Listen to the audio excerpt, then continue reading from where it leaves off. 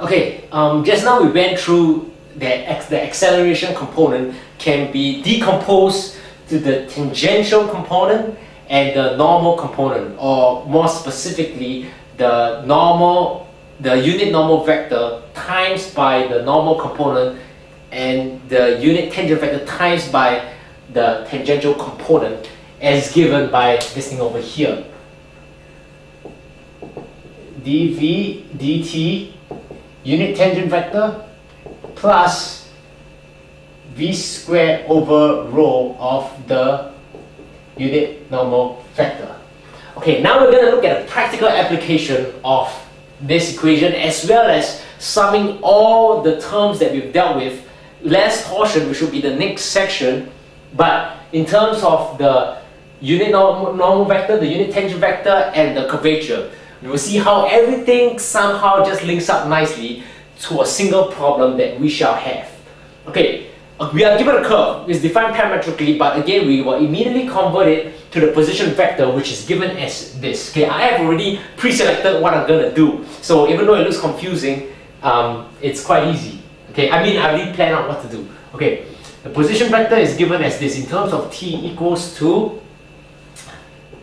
cosine t add up with t sine t I plus sine t minus t cos t times cosine t j plus t squared k. Okay, that seems like a rather big equation. Okay, but that is what we have. Then we know that we can get the velocity vector by differentiating the position vector once. That's easy to do because it'll be like that. Okay, now that's going to be, well, we know that this is equal to this, but for the purpose of this vector over here, the component functions is quite difficult to differentiate, but if you want to test your differentiating skills, you can follow me on this one. If not, you can just fast forward the video. But I think it's good. Okay, we're actually going to do the procedure once. Later when we do the acceleration, I'll just write the answer immediately. Okay, cosine is minus sine t. Then after this, we're going to use product rule to solve this one. So keep the first one, differentiate, we got cosine t. Then we add up, differentiate the first one, we got sine t. Okay, that's just for the I component. Okay, then we're going to do the same for the j component. Likewise, sine, differentiate, we get cosine. Then we'll keep the t first. Cosine differentiate is plus, so we're going to plus a sine here, t.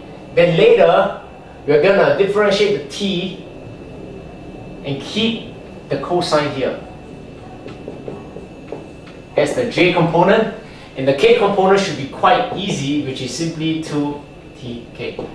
Okay, let's just simplify all of that and rewrite the velocity component as the sine minus off nicely. We got t times cosine t I plus, likewise cosine minus off cosine t sine t j plus 2tk.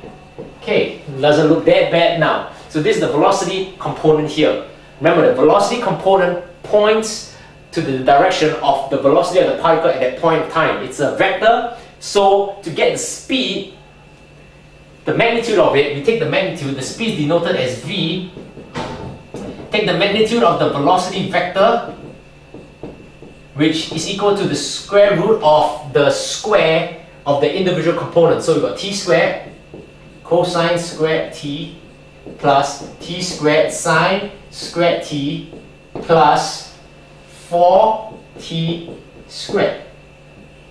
And then, as we know from the trigonometry identity, these two we add up, we get 1. So we got a t squared, add up with t squared, add up with our 4t squared over here. We bring t squared, this equals to 1, so it's t squared plus 4t squared, which would be root 5. We take the square root of t squared as simply as t. There we go. So we got the velocity vector now, we got the velocity, or sorry, the speed equation, which is equal to this. Similarly, from here to here, we can again get the acceleration vector. Okay. Now, at this point of time, you might be wondering, if I'm doing it this way, why did I had that? Why did I decompose the acceleration into the tangential vector and the normal vector respectively? Well, you'll see why in a minute. Yes, let's just do it this way here, because now everything's in t, it's easy for us to differentiate. Okay, so acceleration is equal to differentiating the velocity vector in terms with respect to t. Well, this, and this. Okay, likewise we have to use the product rule again. We keep t, differentiate by sine. Okay, and then I will just immediately write out the result so that we do not waste time with a problem like this. Okay, the result would be cos t minus t sine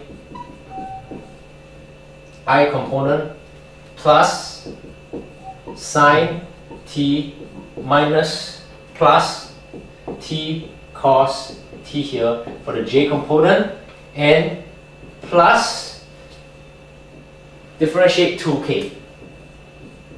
And there we go, the acceleration vector here. So likewise we went from the velocity vector to the speed, which is the magnitude of the velocity vector. We can now find the magnitude of the acceleration, which is given as this over here. Okay, and by doing a quick calculation, it would be 5 plus t squared. Okay, and that is what we have.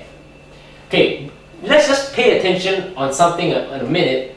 Notice that if we differentiate the velocity vector, sorry, the speed function, okay, we will get root 5 in terms of t. If we differentiate the speed function in terms of t, we get root 5. However, that is not the same as the magnitude of the acceleration.